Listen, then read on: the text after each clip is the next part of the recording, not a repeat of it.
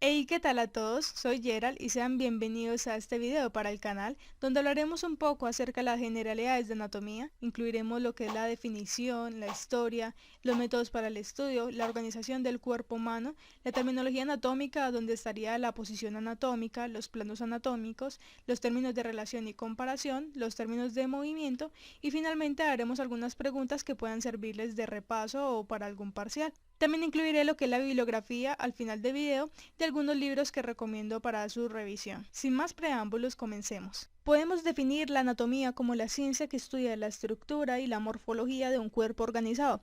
Por ejemplo, si cogemos un carro, este sería un cuerpo organizado y lo podemos dividir en cada una de sus partes para comprender mejor sus funciones. Es por esto que anatomía deriva del término griego cortar, que a su mismo tiempo significa disecar.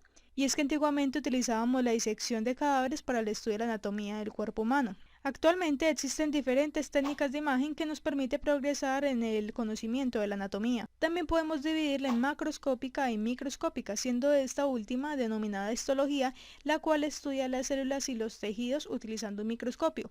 En cambio, la macroscópica está basada simplemente en la visualización del cuerpo humano.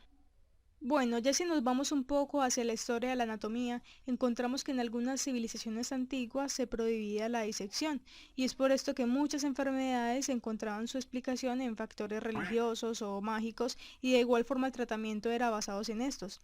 Ya por allá en el año 1600 a.C. se encuentran publicados en papiros algunas descripciones anatómicas realizadas por Imhotep. Siglos después, en Grecia, la anatomía fue enseñada por Hipócrates de Cos, más o menos en los años 460 a 370 a.C., y forma parte de la enseñanza básica de la formación médica. Es por esto que Hipócrates se reconoce como el padre de la medicina y ya se empiezan a realizar disecciones en animales para corroborar de una forma experimental las descripciones de la morfología humana. Por otro lado están Herófilo y Erasístrato, los cuales realizaron disecciones en cadáveres humanos en Alejandría y constituyen un gran avance en la información científica anatómica de la época. Herófilo diferenció los ligamentos, los tendones y los nervios y reconoció el origen de estos en la médula y el cerebro. Además de esto describió el duodeno, el epidídimo y probablemente los vasos linfáticos del mesenterio. Erasístrato avanzó en el estudio de la morfología del cerebro y se considera que fue el primero en reconocer las diferencias entre los nervios sensoriales y motores. Galeno de Pérgamo reunió información anatómica disponible hasta ese momento, estamos hablando de alrededor del año 130 después de Cristo, y la volcó en los documentos que produjo. Además, pues trabajó en Roma y también realizó algunas demostraciones anatómicas mediante disecciones realizadas en animales, pero nunca realizó disección en humanos. Y por último está Andreas Vesalius o Vesalio, cuya obra es el comienzo de la medicina moderna y además de una nueva etapa de ciencia basada en la observación y en la experimentación. Existen diferentes métodos para el estudio de la anatomía, de los cuales voy a mencionar tres. El primero es la anatomía regional, que estudia cada región del cuerpo por separado y las estructuras que lo conforman.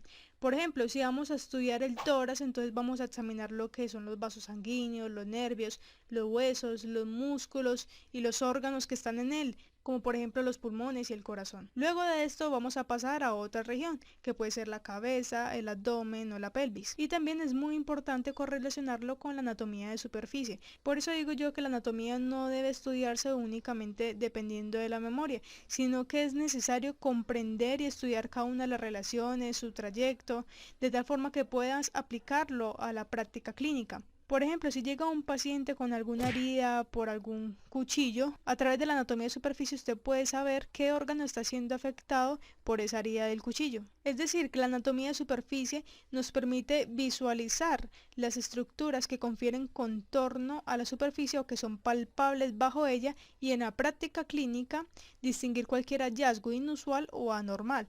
Y para esto utilizamos técnicas como la visualización, la inspección o la palpación e incluso la auscultación que veremos más adelante. El segundo método de estudio es la anatomía sistémica, la cual va a considerar o va a hacer un seguimiento de cada sistema del cuerpo a través de todo el organismo. Por ejemplo, si vamos a coger el sistema cardiovascular, vamos a estudiar lo que es el corazón y todos los vasos sanguíneos del cuerpo. Y luego de finalizar este pasamos a otro sistema como el sistema nervioso y el cual comprende el encéfalo, médula espinal y todos los nervios. Y así vamos pasando por cada sistema del cuerpo humano. Más adelante voy a hacer unos videos acerca de todas las generalidades de cada uno de los sistemas para que puedan comprenderlo un poco mejor. Y por último está la anatomía clínica o aplicada, la cual nos va a ayudar como a relacionar los otros dos tipos de estudios, tanto la regional como la sistémica. Y es que esta es la que nos va a dar la aplicabilidad de la anatomía en el ámbito clínico. Entonces aquí nos vamos a hacer otros tipos de preguntas. Por ejemplo, en vez de preguntarnos, ¿este músculo sirve para...? Vamos a simplemente cambiar la pregunta por algo como ¿qué pasa si este músculo se lesiona? Otro ejemplo sería este nervio inerva esta parte de la piel. En lugar de eso vamos a preguntarnos ¿qué pasa si este nervio se lesiona? Es por esto que la anatomía clínica va a subrayar la aplicación de los conocimientos anatómicos a la práctica de la medicina. Ahora vamos a estudiar cómo está organizado el cuerpo humano. Para esto vamos a utilizar lo que es un sistema de jerarquía de complejidad. Por ejemplo, tenemos un libro.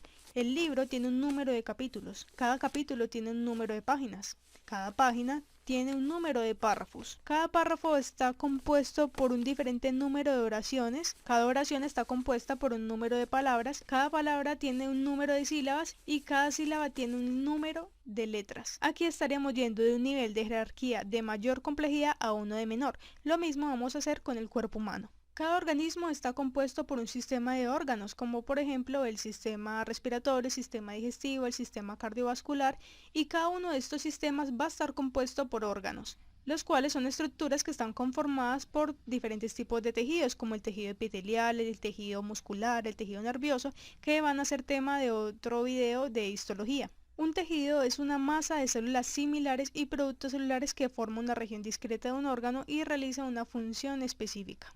Las células son las unidades más pequeñas de un organismo que realizan todas las funciones básicas de la vida.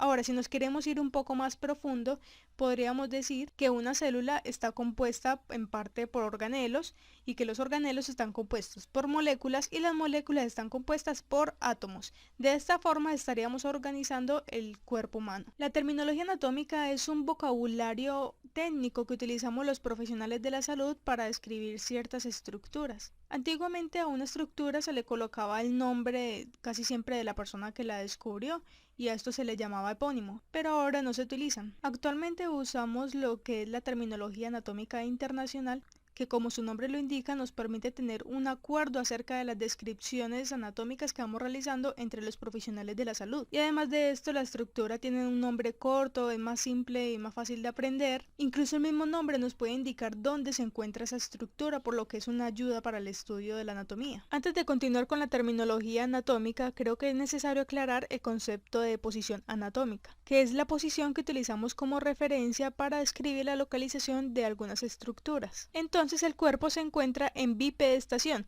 que quiere decir que la persona está erguida y parada sobre las dos piernas, con los pies juntos, los brazos a los lados y la cara mirando hacia adelante. La boca está cerrada y la expresión facial es neutra. El reborde óseo infraorbitario se encuentra en el mismo plano horizontal que la parte superior del orificio auditivo externo y los ojos están abiertos y fijados en un punto distante. Las palmas de las manos se dirigen hacia adelante con los dedos rectos y juntos y con la almohadilla de la base del pulgar girada 90 grados respecto a las de los restantes dedos. Los dedos gordos de los pies están dirigidos hacia adelante. Muchas imágenes o ilustraciones del cuerpo se basan en cortes reales o imaginarios que llamamos planos. Un plano es una superficie imaginaria que atraviesa el cuerpo y nos permite orientarnos en el espacio. Existen diferentes tipos de planos. Uno de ellos es el plano medio o sagital, que divide o pasa a través del cuerpo desde adelante hacia atrás. Es un plano vertical y divide el órgano o la estructura que estamos analizando en derecha e izquierda. Entonces,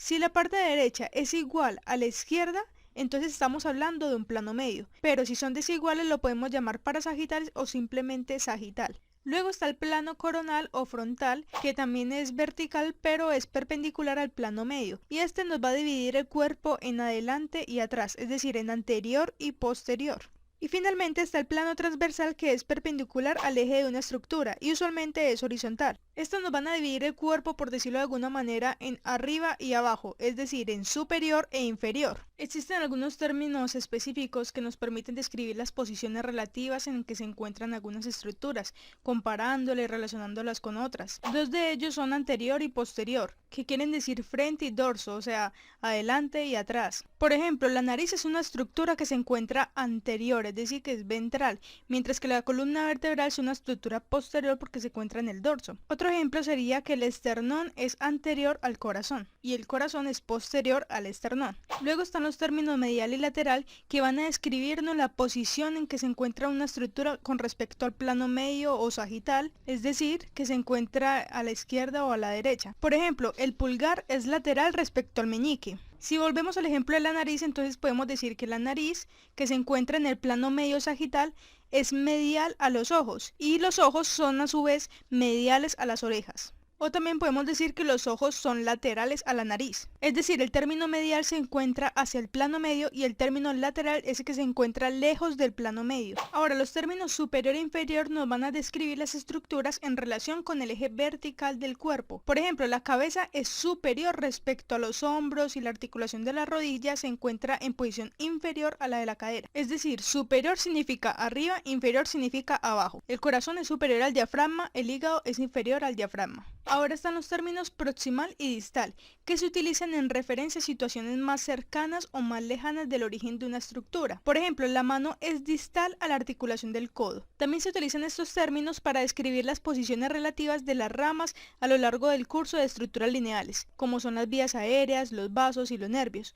Por ejemplo, las ramas distales surgen más lejos hacia la zona final del sistema, mientras que las ramas proximales aparecen más cerca y hacia el origen del sistema. El término rostral se utiliza particularmente en la cabeza para describir la posición de una estructura en referencia a la nariz. Por ejemplo, el cerebro es rostral al rombencéfalo. Es decir, rostral significa hacia la frente o la nariz. Otros dos términos utilizados para describir la posición de estructuras en el cuerpo son superficial y profundo.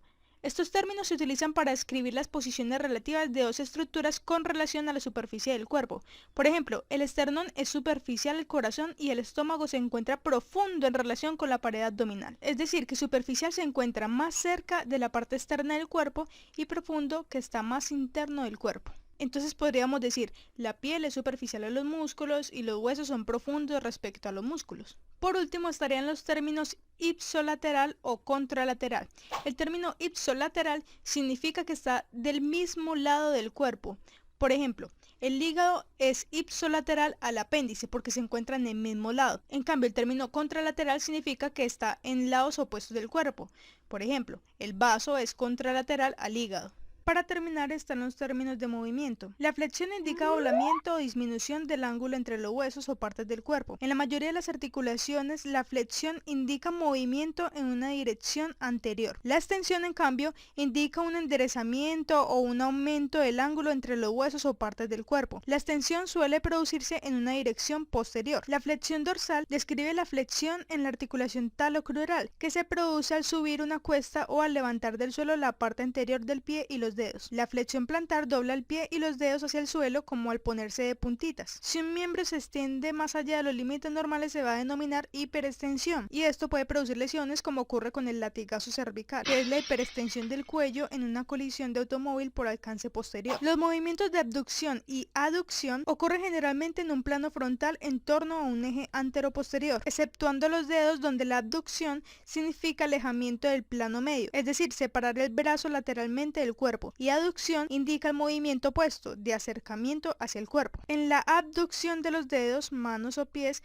el término indica la separación entre ellos al alejarse del tercer dedo, es decir, del medio de la mano. El tercer dedo de la mano y el segundo dedo del pie se abducen medial o lateralmente al alejarse de la posición neutra. La aducción de los dedos es el movimiento opuesto. Los dedos previamente separados se acercan al tercer dedo de la mano o al segundo dedo del pie, que están situados en la posición neutra. La pronación gira el radio medial lateralmente, de modo que la palma de la mano mira posteriormente y el dorso anteriormente. Cuando la articulación del codo está flexionado, la pronación mueve la mano de modo que la palma mira hacia abajo. Esto pasa cuando ponemos las manos planas sobre la mesa. La supinación es el movimiento rotatorio opuesto. El radio rota lateralmente y se descruza de la ulna, y el antebrazo pronado vuelve a la posición anatómica. Cuando el codo está flexionado, la supinación mueve la mano de modo que la palma mira hacia arriba. Entonces, en el libro de Moore nos muestran una mnemotecnia que dice: se puede coger sopa en la palma de la mano con el antebrazo en supinación, pero habrá propensión a que se derrame si luego se sitúa el antebrazo en pronación. La oposición es el movimiento que pone en contacto el pulpejo del primer dedo, es decir, el pulgar, con el de otro dedo. Este movimiento se utiliza para pellizcar, abotonar una camisa o coger una taza por su asa. La reposición describe el movimiento del pulgar desde la oposición hasta su posición anatómica. Entonces, usted pellizca y deja de pellizcar, así de simple.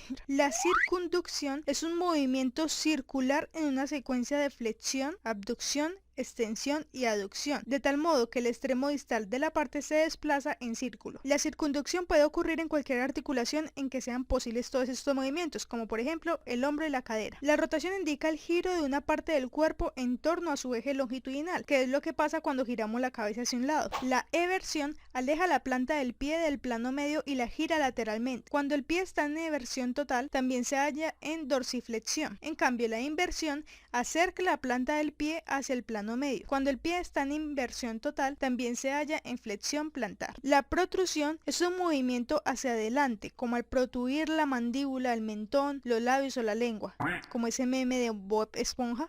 No sé si lo han visto. La retrusión es un movimiento hacia atrás, como al retruir la mandíbula, los labios o la lengua. La elevación asciende o mueve una parte hacia arriba, como ocurre con los hombros al encogerlos, en el párpado superior al abrir el ojo o en la lengua al impulsarla sobre el paladar. La depresión desciende o mueve una parte hacia abajo, como los hombros al deprimirlos buscando una postura más cómoda al estar de pie, el párpado superior al cerrar el ojo o la lengua al alejarla del paladar. Y bueno, aquí ustedes van a poner pausa al video para que puedan responder las siguientes preguntas con el fin de que puedan repasar todo lo que vimos en el video. Además de esto, pueden colocar sus respuestas en la caja de comentarios para que entre todos podamos socializar y aprender, que es lo más importante. Y como lo prometido es deuda, aquí están todos los libros que recomiendo para el estudio de la anatomía. Pero recuerden que lo más recomendable es usar el libro que su profesor les asigne, ya que me imagino que de ahí sacará las preguntas. Un abrazo para todos y por favor, si les ha gustado el video, denle like y suscríbase a este canal, ya que eso me ayudaría bastante. Nos vemos, chao.